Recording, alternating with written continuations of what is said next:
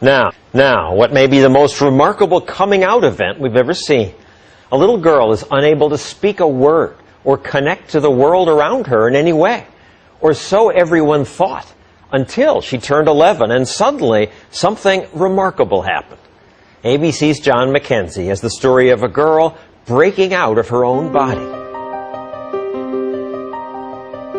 You don't know what it feels like to be me. When you can't sit still because your legs feel like they're on fire, or it feels like 100 ants are crawling up your arms. How is it that these powerful words came out of this flailing body? People look at me and assume I am dumb, because I can't talk. Something extraordinary happened to this 14-year-old who was written off as mentally deficient, something that may help unlock the mysteries of a baffling disorder. What do I want? I want to be like every other kid. But I can't, because I am Carly. Born in Toronto, Canada, Carly Fleischman was 2 years old when it became clear she was not keeping up with her twin sister Taryn. When you're told your child is going to be developmentally delayed, that they might achieve the developmental level of a 6-year-old, it's like being kicked in the gut. When Arthur Fleischman and his wife Tammy learned the diagnosis was autism, they expected the worst, that the twins were headed in different directions. And how bad did it get for Carly, those first few years? Awful. Part of her delays prevented her from walking, from sitting up. It was clear that Carly, like most autistic children, was lost in her own world, perpetually swimming underwater. And all the doctors would say, you're the parent. You should do as much as you feel you need to do for this kid. Carly, stand up. The Fleischmans were on their own. Experts told them that early intervention was critical. You use your fork. So ever since Carly was 3, her therapy has been intensive, unrelenting. This took about 40 to 60 hours a week of one-to-one therapy. She always had about 3 to 4 therapists working with her. And if you're not getting results with one approach, you move on and you try something else. You didn't give up. You pushed Carly. And when you look in Carly's eyes, you can see an innate intelligence. So we never gave up. We never gave up. But if there was intelligence, Carly's ceaseless rocking, flailing arms, and tantrums hid any trace of it. Worse, she couldn't speak. Not a word. I did not have any expectation that she would have a fluent form of communication. Dr. Nicole Walton-Allen is a clinical psychologist who led Carly's therapy program. Her profile was that of a child who was severely autistic and more than likely moderately mentally retarded. And did you ever think about institutionalizing her? We had friends saying, you know, you've been plugging away, spending thousands of dollars on therapy. You're not really seeing the progress. So, of course, you start thinking about, should she be in a group home? But you decided against it. I could never do it. Could never do it. How can you give up your kid? What do you want? Despite thousands of hours of therapy over months and years, Carly's progress was excruciatingly slow. That is until one day 3 years ago when Carly was 11. She ran to a computer for the first time, and what happened next was a breakthrough so profound it would finally pierce Carly's silent, secret world. And she was quite distressed, and she starts to spell H-U-R, and it was like T, hurt. And then a little bit later on, she spells H-E-L, and we kind of pushed her to finish, and she puts P, so she spells help. Afterwards, she sort of got up, went behind the couch, and she threw up. What are you cheering? Barbara Fenton Nash is one of Carly's longtime therapists. So what did this tell you? It told us that there was a lot more going on there than we knew. And to us, that was a breakthrough moment because we hadn't specifically taught her the words. And at first, we didn't believe it. Knowing this child for 10 years and never seeing her write a thing, of course you're going to be skeptical. Everyone was, including her other therapists, who were now desperate to see proof. But Carly refused to type, exhibiting the same hysterical behavior that led experts to label her as mentally retarded. She would strip off her clothes. She would go into the bathroom and she would engage in fecal smearing. So the typing was great, but no one could see it. Show me. What was needed was some tough love. If Carly wanted something, she would have to type for it. First type, and then you get. Let's go. Oh, she had to work for it. If she wanted information, if she wanted to go somewhere, she had to type by herself.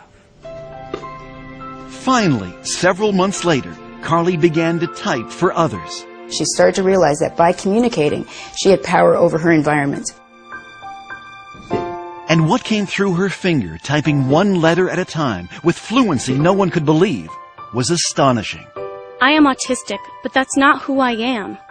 Take time to know me before you judge me. I am cute, funny, and like to have fun. Through her torrent of words, Carly began to unravel the mysteries behind her often wild behavior. Like banging her head. Because if I don't, it feels like my body is going to explode. It's just like when you shake a can of Coke. If I could stop it, I would, but it's not like turning a switch off. I know what is right and wrong, but it's like I have a fight with my brain over it. Use your words. And Carly was not shy about expressing her desires and frustrations. I want to be able to go to school with normal kids, but not have them getting upset or scared if I hit a table or scream. I want something that will put out the fire. We were also horrified because for years we had spoken in front of her as if she wasn't there. Now, for the first time, Carly was able to have conversations with her parents. You think you can write back to Dad? I want to go on a snowmobile. Can we do it? Will you go on one? I think it would be fun. So here's your daughter, and finally you get to meet her. Mm-hmm. What was that like?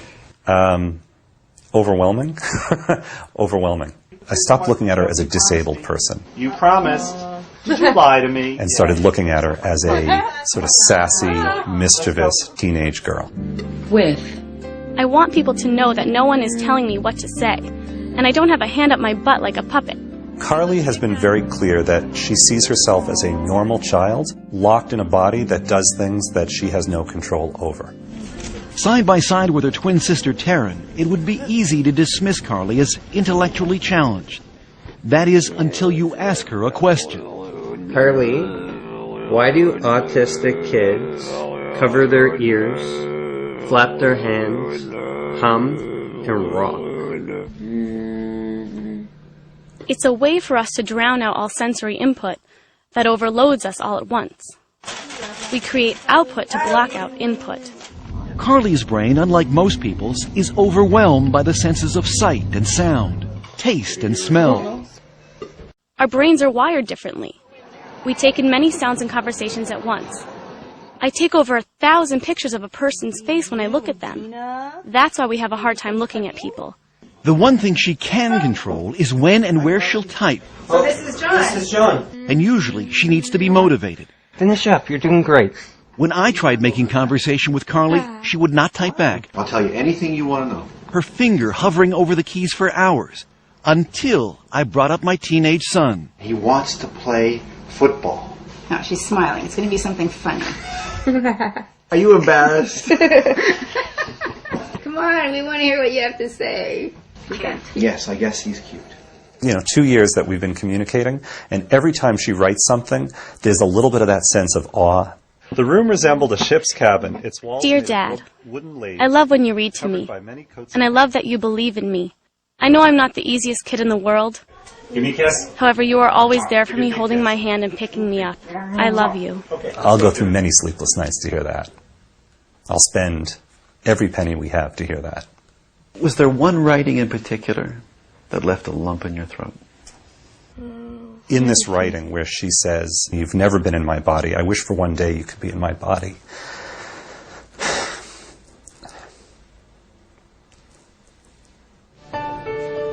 A year after we first met Carly, she is happier, calmer, more independent. Come on, let's get this in the pan. She's even writing a novel. I think that humankind is just oblivious to things that have been around for many years. She also has her own internet blog and twitters regularly, answering questions from people all over North America. I think Carly knows that she now has a voice that can help other kids. Now she looks at herself as someone who can make a mark on the world. And that's got to be life-changing. What do you hope for Carly now? I want her to be happy. I want her to have dreams and goals and accomplish those goals in spite of her challenges. I think the only thing I can say is don't give up. Your inner voice will find its way out. Mine did.